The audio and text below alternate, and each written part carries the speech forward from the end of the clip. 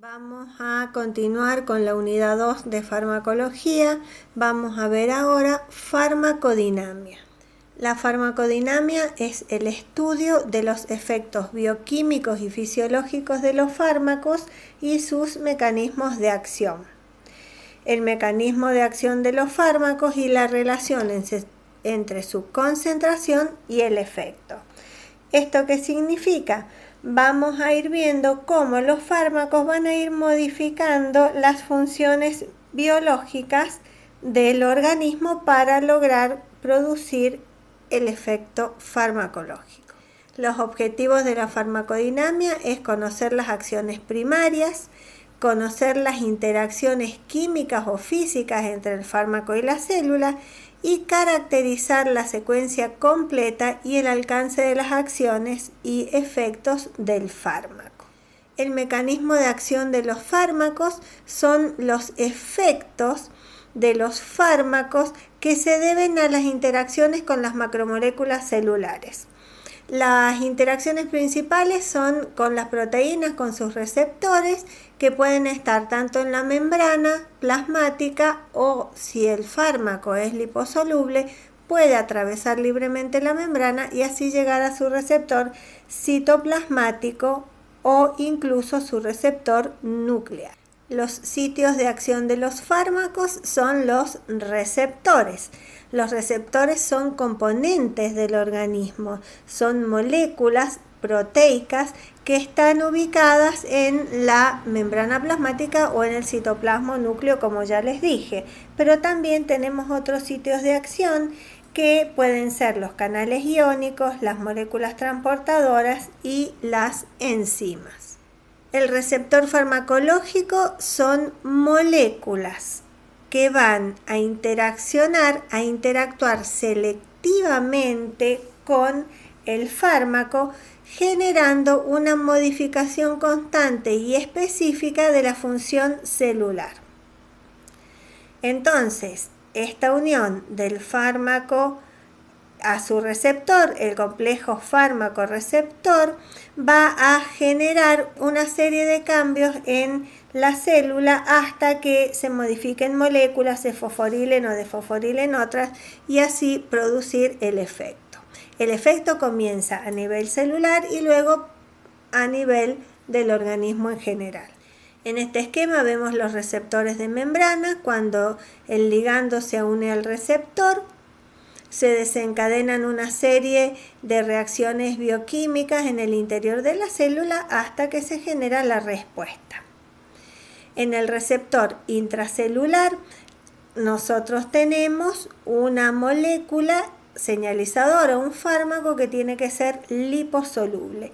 De esa forma va a atravesar la membrana plasmática y se va a unir a su receptor en el citoplasma. Incluso se puede unir a su receptor en el núcleo y esto va a producir la síntesis de ADN que va a generar un aumento en la síntesis proteica.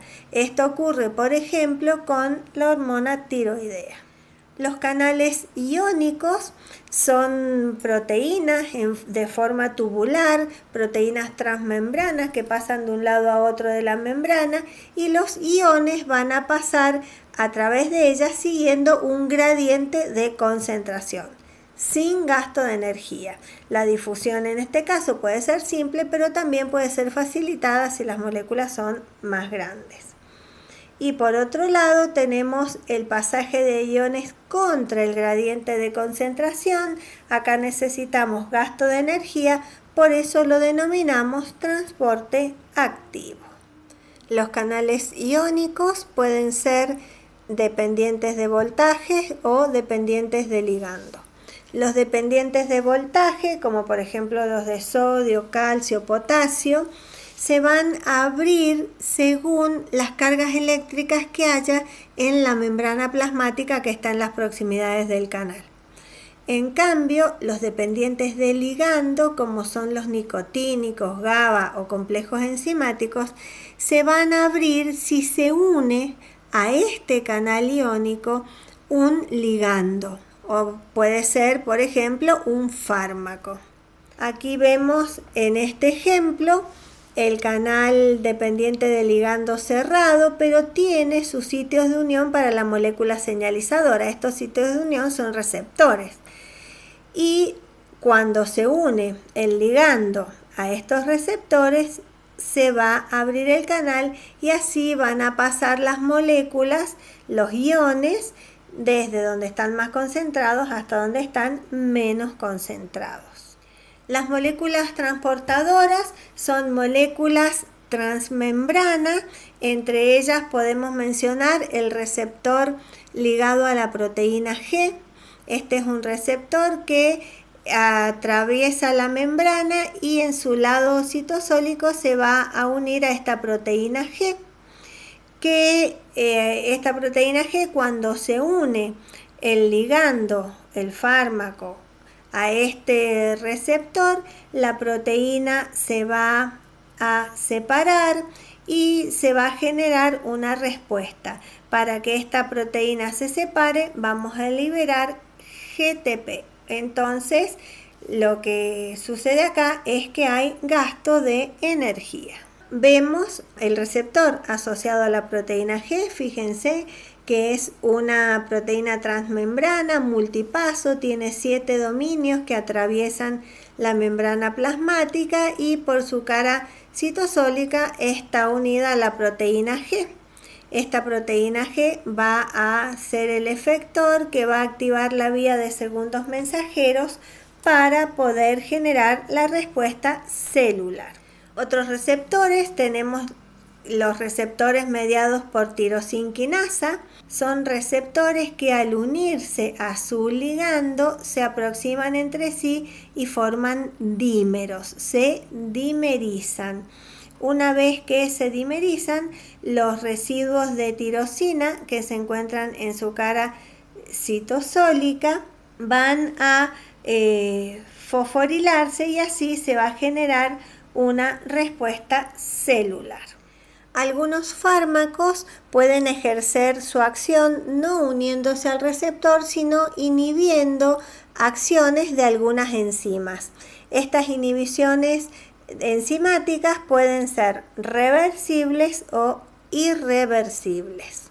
Volvemos al concepto de receptores. Son macromoléculas específicas de células u organismos que interactúan con moléculas de fármacos e inician una cadena de fenómenos bioquímicos físicos que se traducen en efectos fisiológicos.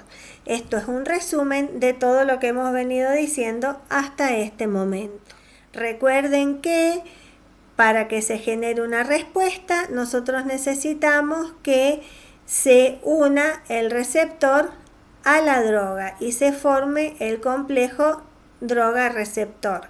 Y recuerden que esta unión es de alta especificidad. Son específicos los ligandos para los receptores determinados. Son los requisitos para que un fármaco se una a su receptor. Primero, tiene que tener afinidad. La afinidad es la capacidad que presenta una sustancia o fármaco para unirse con su receptor. Y esta afinidad tiene distintas características.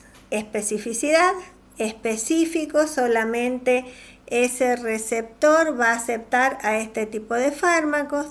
Selectividad, el fármaco se une a ese receptor selectivamente. Y por otro lado, la reversibilidad, que significa que la unión entre el fármaco y el receptor no es permanente, sino que es temporal y puede separarse. Por otro lado, tenemos la actividad intrínseca, que es la capacidad para estimular y desencadenar efectos. Esto significa que cuando se produce la unión del fármaco con el receptor, se generan una serie de reacciones intracelulares para que se pueda producir el efecto farmacológico. Hasta acá llegamos con farmacodinamia. Nos vemos en la próxima, ya en la última parte de la unidad 2, con interacciones medicamentosas. Un abrazo para todos y todas.